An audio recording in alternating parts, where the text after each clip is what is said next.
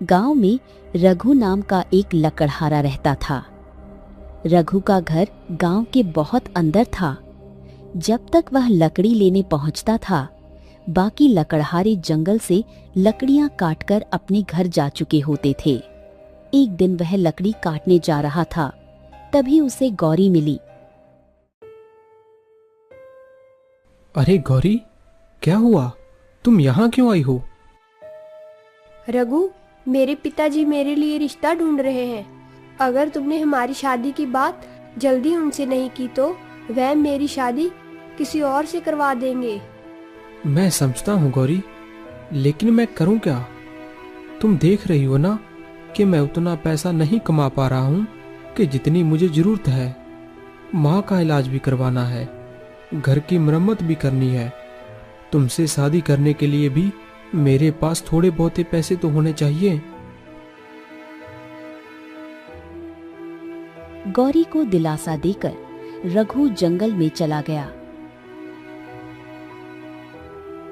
जंगल में पहुंचकर वह देखता है कि आज भी सभी सूखी लकड़ियां बाकी लकड़हारे काट कर ले जा चुके थे। वह मायूस होकर जंगल से वापस जाने लगा। तभी उसे रास्ते में एक बूढ़ा लकड़हारा मिला। नमस्ते हिम्मत चाचा, जंगल के भीतर जाने का कोई फायदा नहीं है। मैं अभी अभी वहीं से आ रहा हूँ। गांव के लोग सभी लकड़ियां लेकर चले गए हैं। जानता हूँ बेटा, इतना बड़ा जंगल है, लेकिन लकड़ियां काटने वाले भी उतने ही हैं। और तुम तो जंगल से इतनी दूर रहते हो, इसीलिए तुम्हें आने में देरी हो जाती है। हाँ हिम्मत चाचा, और तब तक बाकी लकड़हारे लकड़ियां काटकर जा चुके होते हैं। अब तो समझ नहीं आता चाचा, इस समस्या का क्या तोड़ निकालूं? बेटा, बस एक ही उपाय है, गांव के दूसरी तरफ वाला जंगल। हाँ, वही जंगल जहां बड़े बड़े और पुराने पेड़ हैं। उस जंगल में ऐसे पेड़ हैं, कहते हैं उस जंगल में ऐसे पेड़ हैं जिनकी लकड़ियां सूखी और टिकाऊ होती हैं, जलने पर भी ज्यादा धुआं नहीं छोड़ती, और जिसे हम महीनों तक संभाल कर रख सकते हैं। ऐसी लकड़ी के तो दाम भी बहुत अच्छे मिलेंगे बेटा। चाचा, अगर ऐसा है तो हमें लकड़ियां काटने के लिए उसी जंगल में जाना चाहिए। हाँ हाँ बेटा, जाना तो चाहिए, लेकिन उस जंगल में कुछ ऐसी बात है, ऐसा राज है बेटा, जो आज तक किसी को पता नहीं है। जो भी उस जंगल में जाता है बेटा, वह कभी वापस नहीं आता। लेकिन उस जंगल में जाना खतरनाक है बेटा। चाचा, पर ऐसी क्या बात हो सकती है उस जंगल में? वो तो आज तक किसी को पता नहीं है बेटा। जो भी उस जंगल में लकड़ियां काटने गया है, वो वापस नहीं आया है। ये बातें पता चलने के बाद भी किसी ने उस जंगल में जाने की हिम्मत नहीं की। तुम भी वहां मत जाना बेटा, पता नहीं कब क्या हो जाए। ठीक है चाचा। रघु घर आकर अपनी माँ के लिए खाना बनाकर देता है। क्या हुआ बेटा, क्या सोच रहा है? माँ, बहुत दिनों से जंगल से लकड़ियां नहीं मिल रही हैं। समझ नहीं आ रहा कि पैसे कमाने के लिए मैं क्या करूं। चिंता मत करो बेटा, कुछ ना कुछ तो हो ही जाएगा। कैसे चिंता ना करूं माँ? तुम्हारी बीमारी का इलाज करवाना मेरे लिए सबसे जरूरी है। गौरी के पिता वहां उसकी शादी की तैयारियां कर रहे हैं। अगर मेरे पास पैसे नहीं होंगे तो मैं उनसे हमारी शादी की बात कभी नहीं कर पाऊंगा, और उनकी शादी किसी और से हो जाएगी। घर के कितने खर्चे हैं, वो भी करने जरूरी है। कुछ तो करना ही पड़ेगा माँ, और वो भी जल्द से जल्द।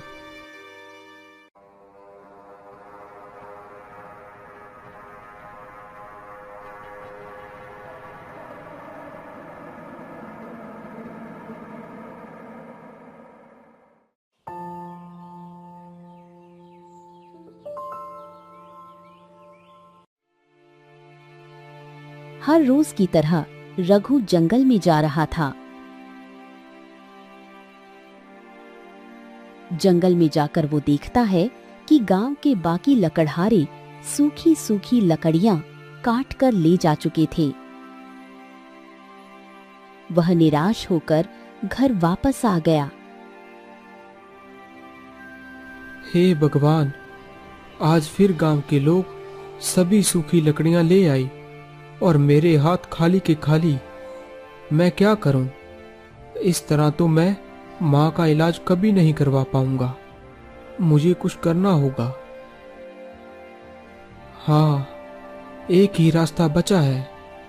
मैं इस गांव के दूसरी ओर वाले जंगल में जाऊंगा जिसकी हिम्मत चाचा बात कर रहे थे। रघु ने कुल्हाड़ी उठाई और घर से निकलने लगा। क्या हुआ बेटा, फिर से कहाँ जा रहा है? माँ, आज भी लकड़ियां नहीं मिली हैं। अब मैं ऐसे हाथ पर हाथ धरे नहीं बैठ सकता। मुझे अब एक ही रास्ता दिखाई दे रहा है, गांव के दूसरी तरफ वाले जंगल का। मैं अब उस जंगल में जाकर लकड़ियां काटूंगा। क्या वो जंगल? बेटा, क्या तुम्हें पता है वह जंगल कितना भयानक और खतरनाक है?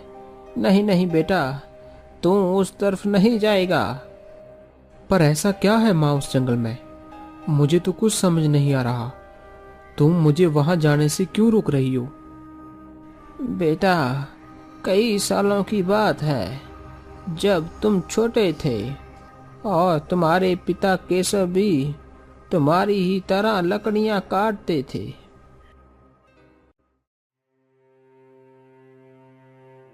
जग्गू, अब इस गांव में रहना मुश्किल होने लगा है। ऐसा क्यों हो रहा है केशव भाई? देखो तो, हमारे गांव के ज्यादातर लोग खेती करते हैं और बाकी बचे लोग लकड़ियां काटते हैं। हाँ, तो इसमें क्या दिक्कत है केशव भाई? अरे दिक्कत यही है कि सब एक ही जंगल में जाकर लकड़ियां काटते हैं। इस वजह से जो लकड़हारा आखिर में लकड़ियां काटने जाता है उसे लकड़ी मिलती ही नहीं है। हाँ यार, तुम्हारी ये बात सही है, लेकिन अब इसका क्या उपाय हो सकता है? देखो जग्गू, हमारे गांव की दूसरी तरफ एक बड़ा और घना जंगल है।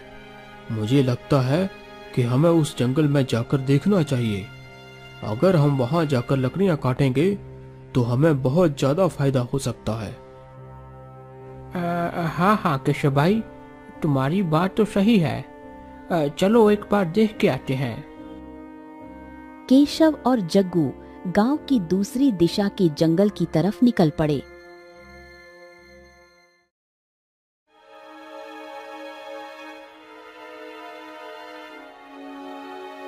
बहुत देर चलने के बाद वो उस जंगल में पहुंचते हैं।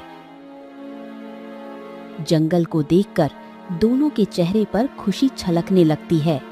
ऐसा जंगल उन्होंने पहले कभी नहीं देखा था। देखो जग्गू, मैंने सही कहा था। देखो देखो, इस घने जंगल की लकड़ियों को। इस जंगल की लकड़ियां कितनी घनी हैं। बस अब हम इसी जंगल की लकड़ियां काटेंगे और खूब धन कमाएंगे। हाँ हाँ केशव भाई, तुम ठीक कह रहे हो। इस जंगल की लकड़ियां सच में तारीफ के लायक हैं। उस दिन से केशव और जग्गू दोनों गांव की दूसरी तरफ जाकर उस जंगल में लकड़ियां काटने लगते हैं। अब उन्हें बाजार में लकड़ियों के अच्छे दाम भी मिलने लगे।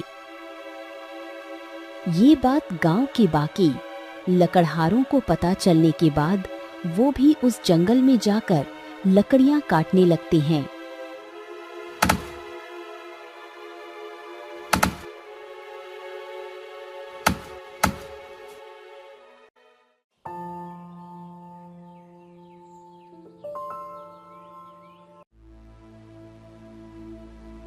एक दिन एक लकड़हारा सुबह सुबह अकेला उस जंगल में गया और वो रहस्यमयी तरीके से गायब हो गया। ऐसे ही अचानक से जो भी लकड़हारा उस जंगल में जाता वो गायब हो जाता। ओ जग्गू भैया, लकड़ियां काटने नहीं जाना क्या? अरे भाई, उस डरावने जंगल में ना ना ना ना ना, मैं नहीं जाने वाला। तुम्हें जाना है तो तुम जाओ भाई, मुझे तो डर लगता है। अरे ऐसा क्यों कह रहे हो? हम इतने दिनों से जा रहे हैं, तब तो तुमने कभी ऐसा नहीं कहा। हाँ यार, लेकिन वो तब की बात थी। लेकिन अब बात और है। आजकल उस जंगल में लकड़हारे गायब हो रहे हैं भाई। ये बात पता होने के बाद भी वहां जाना, ये मुझे सही नहीं लगता है। अरे जग्गू भाई, तुम तो बेकार में ही डर रहे हो। और मुझे तो लगता है ये किसी लकड़हारे ने ही अफवाह फैलाई है, ताकि कोई उस जंगल में ना जाए और सब लकड़ियां उसे ही मिले। चलो, डरने की कोई बात नहीं है, तुम मेरे साथ चलो। आओ आओ, चलो चलते हैं। अरे नहीं केशव भाई, मुझे माफ कर देना। अब मेरे बीवी बच्चे हैं और उनका सहारा सिर्फ मैं ही हूँ। अगर मेरे को कुछ हो गया तो मेरे बीवी बच्चे नहीं। नहीं केशव भाई, मैं तुम्हें भी कहता हूँ कि तुम भी मत जाओ उस जंगल में। नहीं जग्गू भाई, मुझे लकड़ियां चाहिए और बिन लकड़ियों के पैसे नहीं आएंगे। इतना बोल केशव अकेला ही उस जंगल में चला जाता है।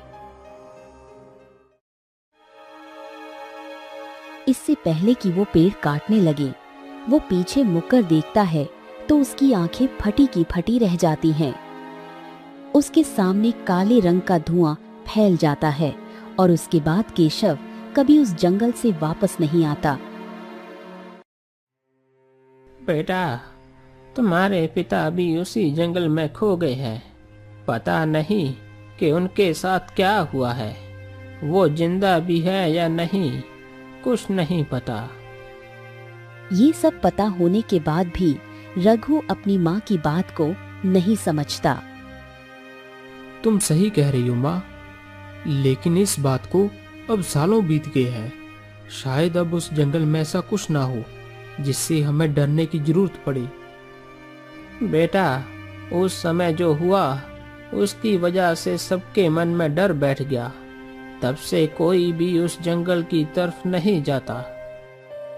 लेकिन माँ, मैं ऐसे बिना कुछ किए नहीं बैठ सकता।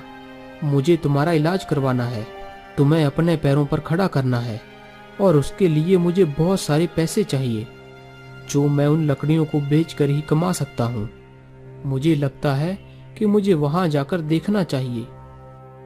शांति उसे समझाती रहती है कि वह उस जंगल में ना जाए, लेकिन रघु गांव की दूसरी तरफ वाले जंगल की दिशा में जाने लगता है।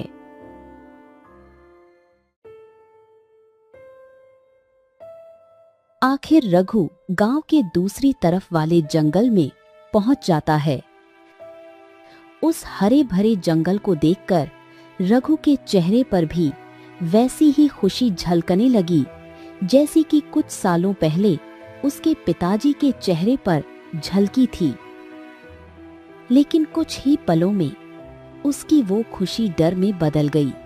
जहां उसे वो सुंदर पहर दिखाई दे रहे थे, वहीं अब उसे किसी के फुसफुसाने की आवाज आने लगी।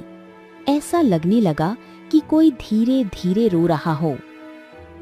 रघु सोच में पड़ गया कि ये क्यों हो रहा है, लेकिन तभी उसके पीछे काले रंग का धुआं प्रकट हुआ। रघु पीछे मुड़कर देखता है तो उसके सामने एक काले धुएं का जिन्न खड़ा हुआ था, जिसकी लाल चमकने वाली आंखें थीं। आज बहुत सालों के बाद कोई मेरे इस जंगल में बिना मेरी इजाजत के आया है। अब तुम्हें भी वही सजा मिलेगी जो बाकी लोगों को मिली थी। मतलब वो तुम ही थे जिसने मेरे गांव के लकड़हारों को गायब किया था? हाँ, वो मैं ही था। एक तो वो बिना मेरी मर्जी के यहाँ आ गए थे और ऊपर से उन्होंने मेरी इच्छा भी पूरी नहीं की थी, इसीलिए मैंने उन्हें गायब कर दिया। क्या? अब ऐसी कौन सी इच्छा थी तुम्हारी? मेरा शरीर देख रहे हो ना, इस धुएं के शरीर के साथ मैं कुछ भी नहीं कर सकता हूँ। मेरे पैर नहीं है, इसीलिए मुझे हवा में तैरना पड़ता है।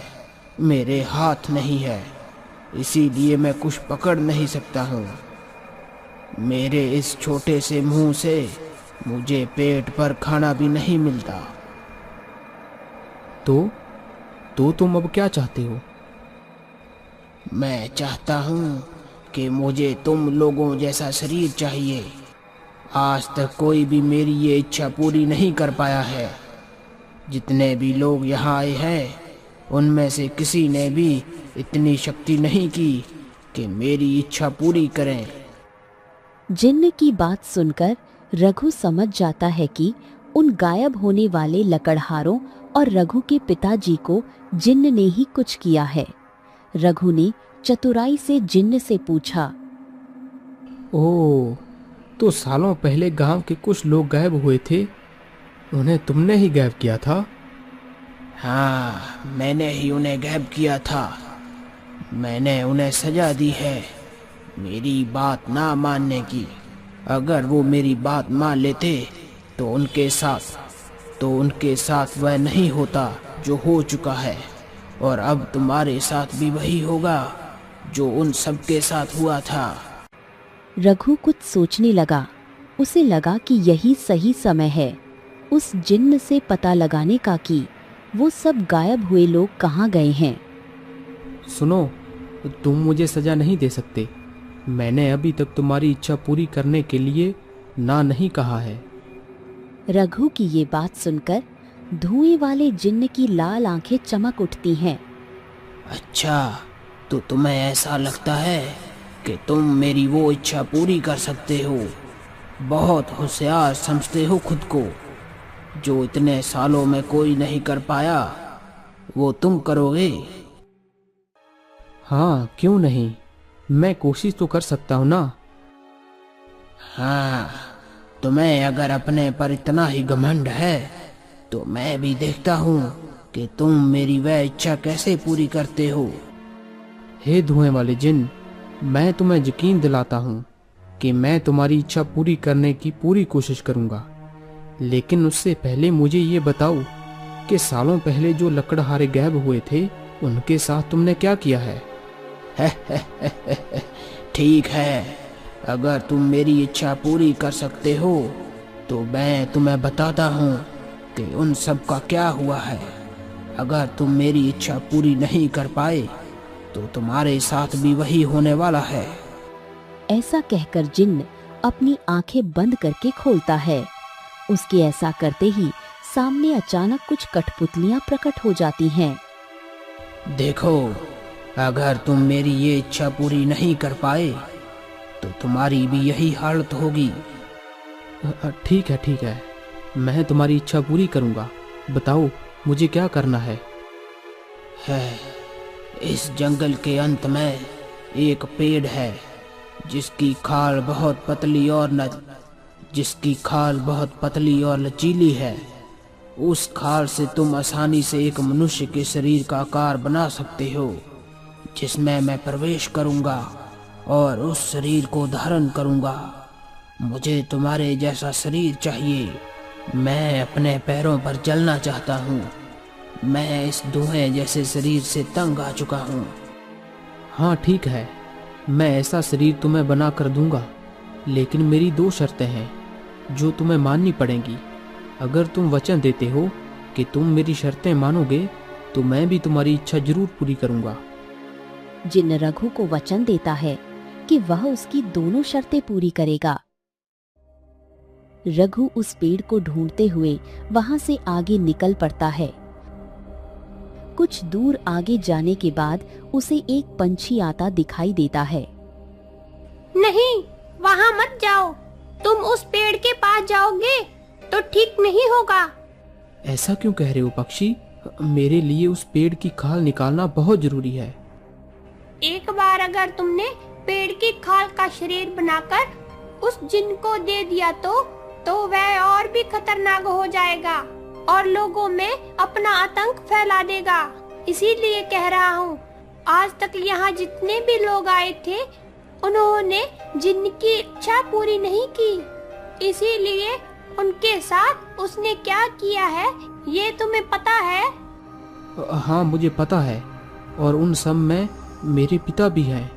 मेरे पास अभी एक अच्छा मौका है उन सबको ठीक करके वापस गांव में लेकर जाने का, और इसीलिए मैं यहाँ आया हूँ। तुम चिंता मत करो, उस दुष्ट जिन को सबक सिखाने की योजना मैंने बना ली है। तुम बस मेरी मदद करो और मुझे बताओ वह पेड़ कहाँ है।